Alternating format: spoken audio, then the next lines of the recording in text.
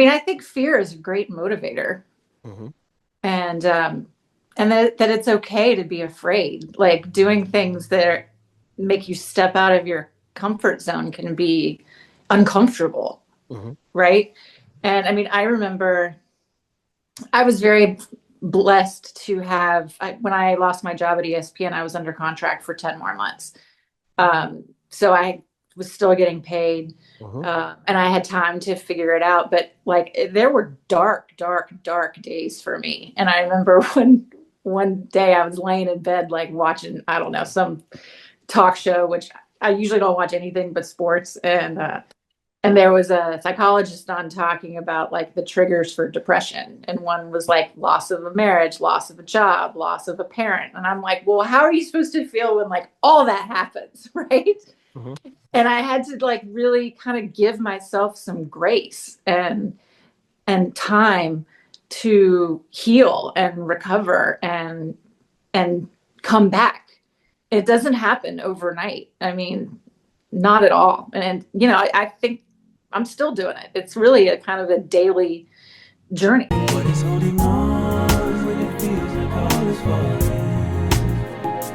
How do I reach out when I feel I'm all alone? When I feel all alone. How do I move on when you're the one I put my trust in? All you require me is only just believe, just believe. I'm covered by your grace again, all washed up and cleansed from sin. No longer will the devil win. You've gave me victory. Welcome to the Art of Rebounder, where setbacks become setups and your bounce back is your breakthrough. I'm your host, Harold Lefty Williams, former pro athlete, motivator, and believer in second chances. Each week, we'll dive deep into stories and strategies built on positioning, persistence, and purpose to help you rise, rebuild, and reclaim your next chapter. Now, this isn't just a regular podcast. It's your permission to rise again, and this time with purpose. I'm super duper excited today because I have on a new friend. It's always cool when you have when you know someone, but it's even cooler when you have mutual friends and they come together and you feel like that you have that same connection as that mutual friend. So you kind of know why everyone wants to bring that together. That's pretty cool. We have a mutual friend. Shout out to my boy Ken Kaneki. And now my new friend, welcome to the show. Well, before I even do that, so super duper amazing journalist, media executive, and she has her own show, which we'll get into shortly. But let's welcome to the show, Miss Ashley Fox. How are you? How are you? Thank you. And yes, shout out to our mutual friend Ken, Yeah, bringing yeah, good people together. I love that. absolutely. Yeah. So listen, I had the amazing privilege of doing your show, which was amazing, by the way. It Thank was you. just so deep, so profound, and I love the way uh, your journalism was working. You know what I mean? And it seems so organic and so natural, and I really appreciate how you handled that. Before we get dive into the show, let's talk about Outfoxed. Go ahead. Yeah, so I launched Outfoxed early part of 2025. It's a mostly sports podcast for people with soul and interview based, and you know we try to dive beyond like the X's and O's and you know who started for the Philadelphia Eagles last weekend or whatever, and get into more you know what makes people tick and what are their stories and what adversity obstacles have they overcome and like what does soul mean to them, because you know one of my favorite things about being in sports is sports brings such a community together, Mhm. whether you're fan, whether you're you know working for a team, whether you're playing, and it's a really beautiful thing to watch. So I've been very fortunate so far. In season one, we had Steve White from the NFL Network, Jay Mhm. Billis. You know, for my money, you know he should be running the NCAA. Mhm. Longtime ESPN college basketball announcer, Michael Wilbon from Pardon the Interruption, Mhm. Stefania Bell from ESPN, David Aldridge, longtime NBA sideline reporter, and Dana O'Neill, who covered college basketball for forever for ESPN and The Athletic, and is like my soul sister. So, so we so far so good. I think it's You're been. you're naming legends. Well, I'm very blessed to have, I call all those 6 people friends, and I've known them all for forever in various capacities, and they mean different things to me. When I was a young journalist coming up, I moved to Philly in 2000 and started covering the 76ers with Allen Iverson, and Larry Brown was the coach. And I was very fortunate to meet Aldridge and Wilbon and Weich. Weich was covering, I think, the Wizards at the time for the Post. Wilbon was a columnist at the Post. And Brian Burwell, the dearly departed Brian Burwell. And they saw a young female covering the NBA when there weren't a lot of women doing that. And they really wrapped their arms around me and taught me,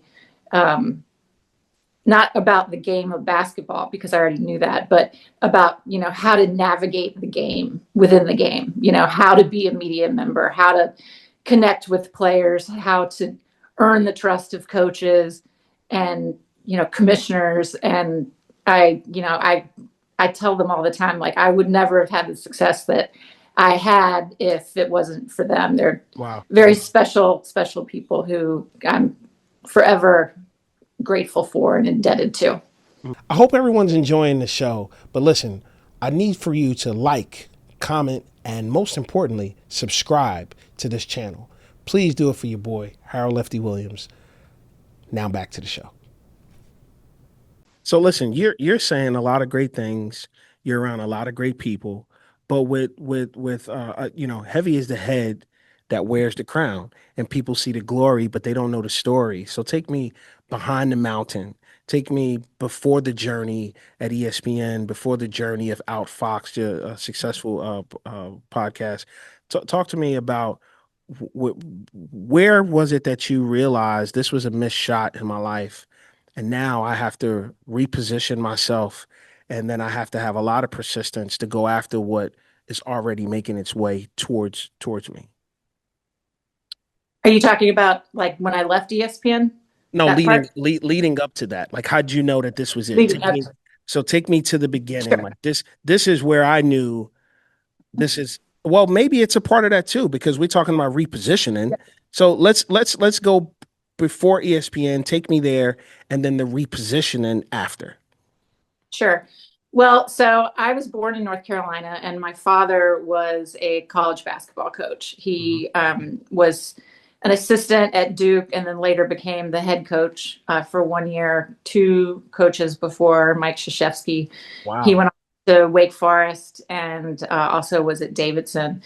And his experience at Duke was really rough. He was young.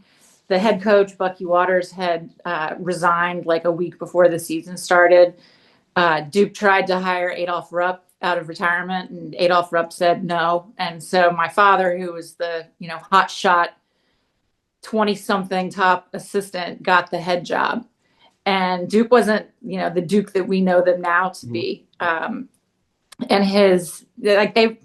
they were a 500 team, and their last game of the regular season they played North Carolina, and who was loaded. And Duke built a 7-point lead with 18 seconds left, or 8-point lead with 17 seconds left. Excuse me. And they ended up losing the game in overtime. And my father got fired after the game. Some say before the game, but I think it was after. And so he got out.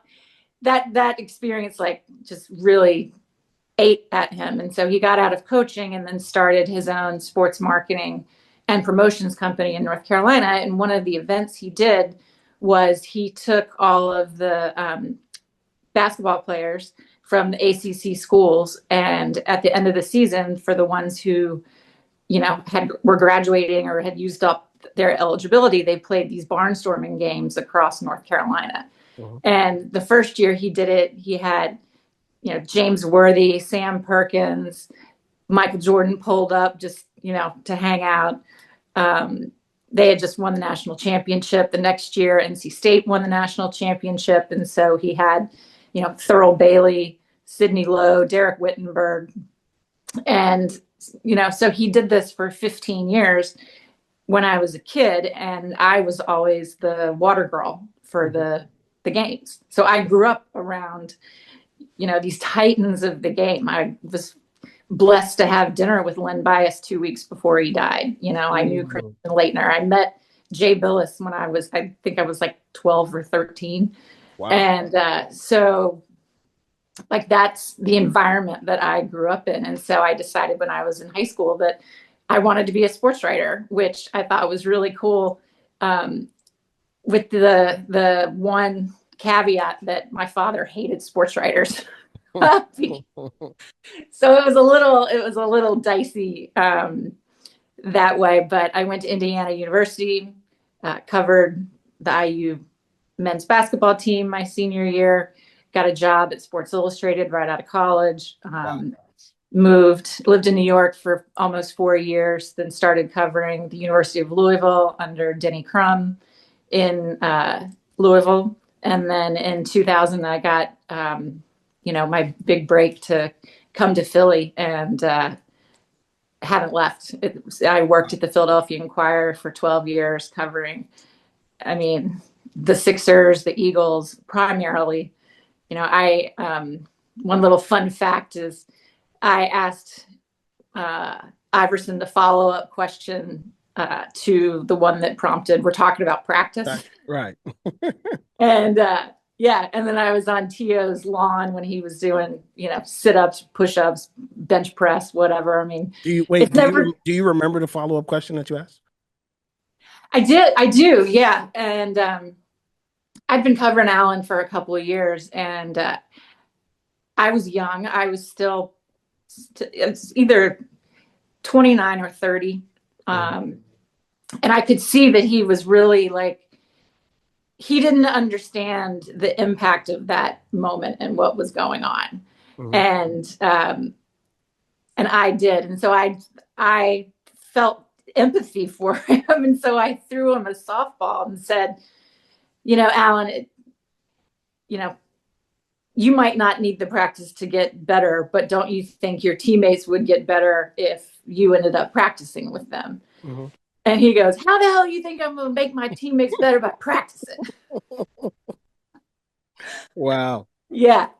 And so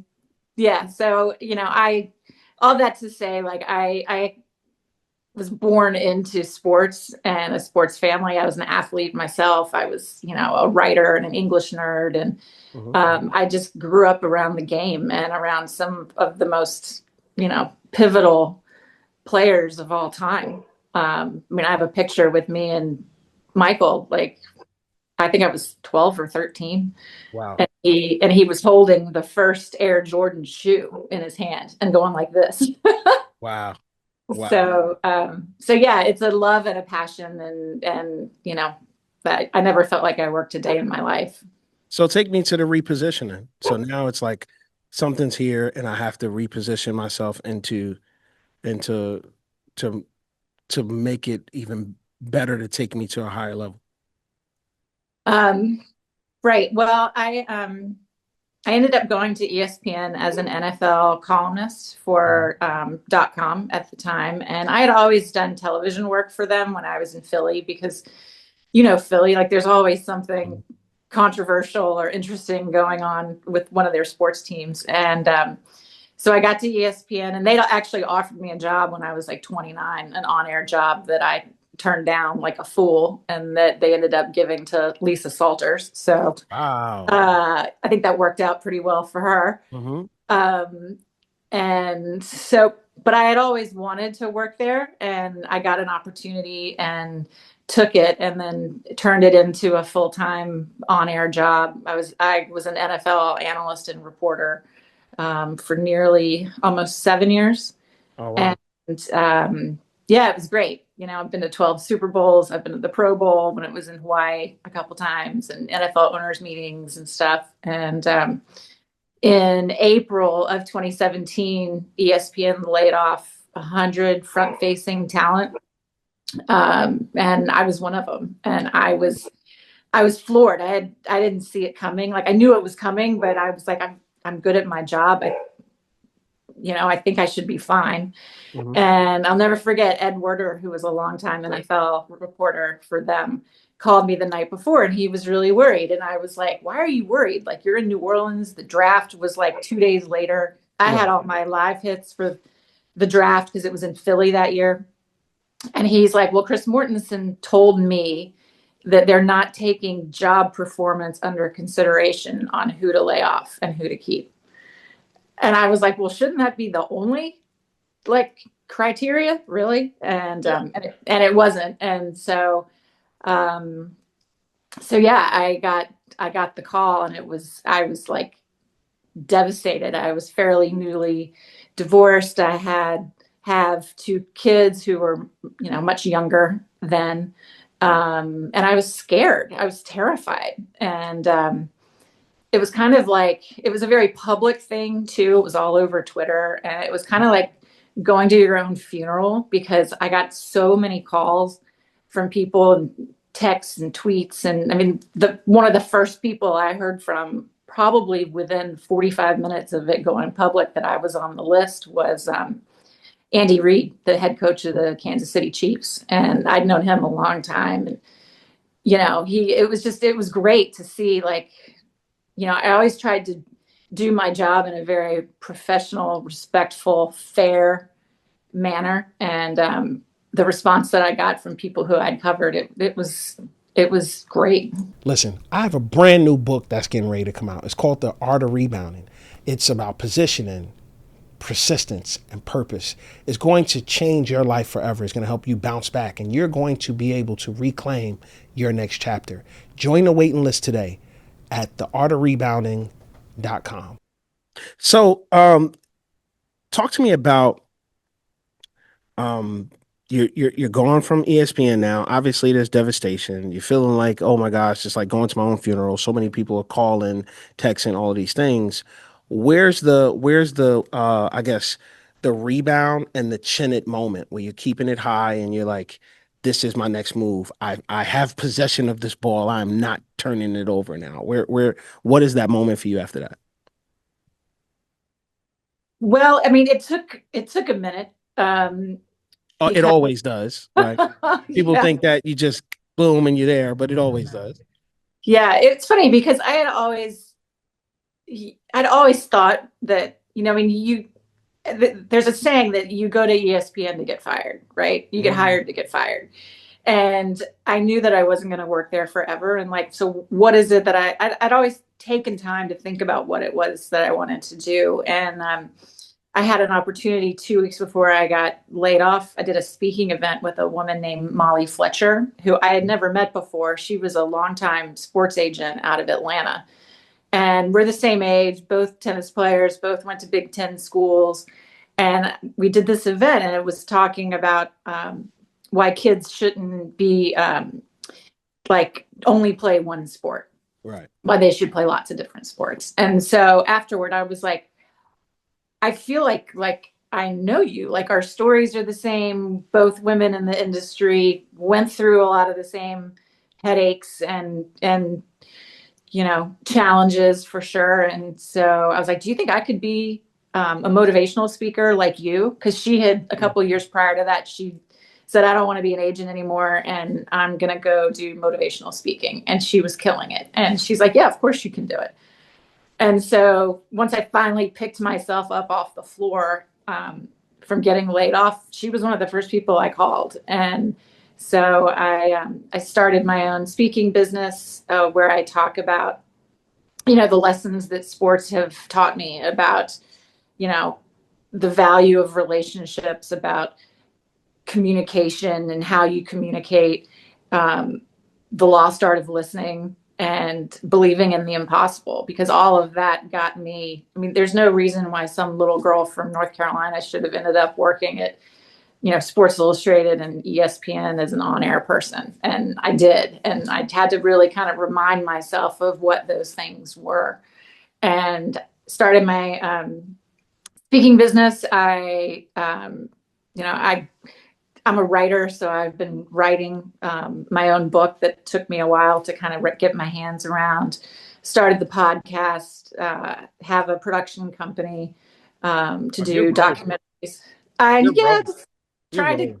trying to touch a lot of bases, but it was tough. I mean, I had a 22-month span where I got divorced unexpectedly, laid off from my dream job through no fault of my own, very unexpectedly, and then my dad died.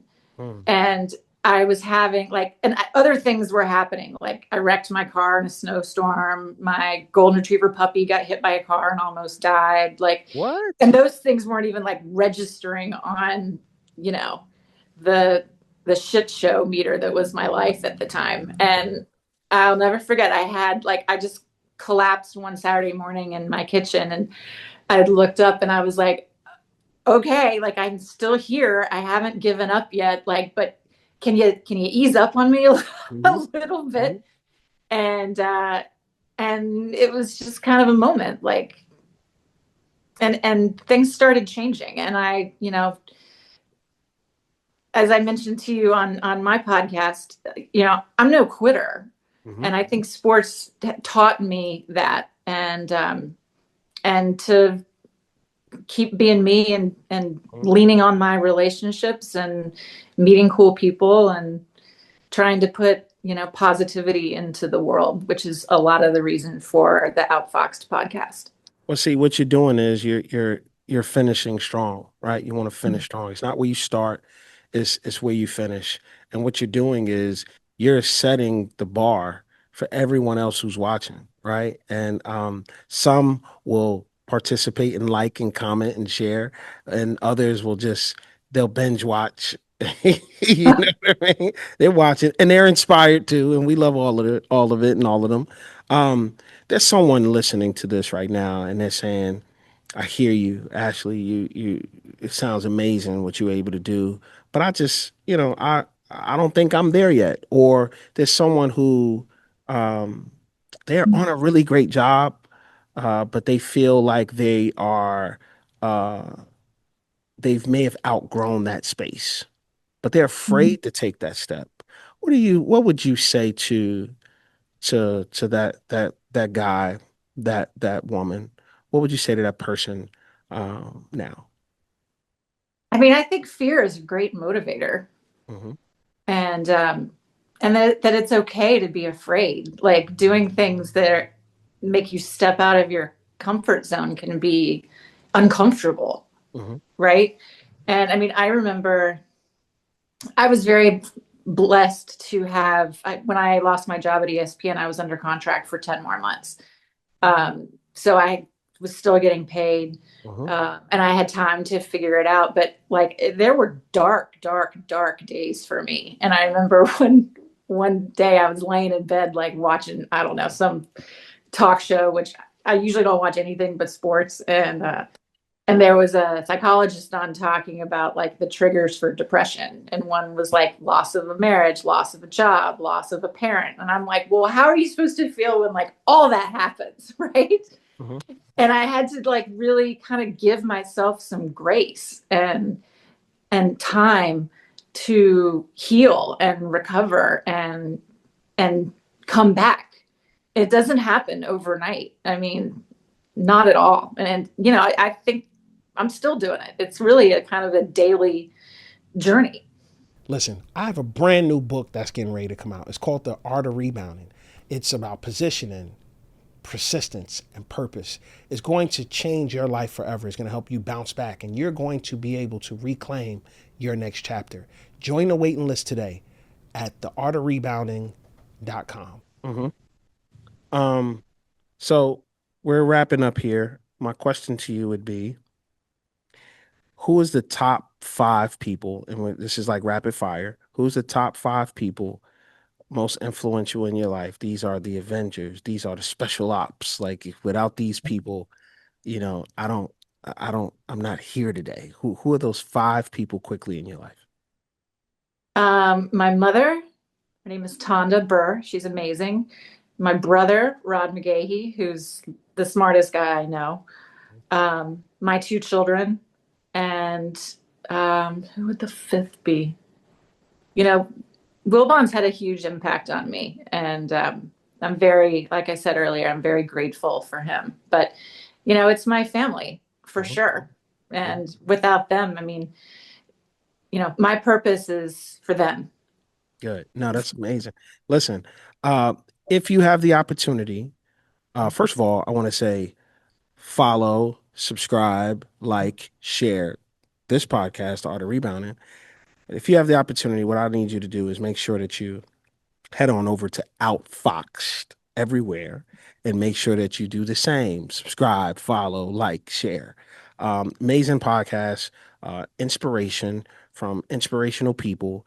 Um, I always say I want to hear you can make it from someone who actually made it, and you're listening to two people who are talking who have done that. I always want to hear hold on from people who've held on, and you're listening to two people who have done that. All right. So thank you so much, Ashley, for coming on the podcast. I'm so excited for all of the things that are in store for you. More greater things. Not that you haven't done great things, because that's amazing. Just to even listening to some of the story of your story that I didn't know was even inspiring. So I'm excited, and thank you again for coming on. Appreciate you. Thanks for having me. I appreciate it. Oh yeah, Good we'll luck do with it. your podcast. Thank you. We'll do it again. That's it for today's episode of The Art of Rebounding. The fall isn't what defines you, it's how you rise that writes your legacy. Whether you're rebounding from a loss, recentering your purpose, or just learning how to stand again, know this: you are not alone. You were made for more, and you were built to bounce back. Until next time, keep showing up, keep positioning yourself, and keep pushing with purpose, because your rebound, it's not just coming, it's already in motion. Find me on all social media platforms at Lefty Williams 42. I'm always down to hear about your comebacks and see how you were able to position yourself and fight back to grab that rebound in your life. Until next time, keep showing up. You got this. Always remember, dare to dream.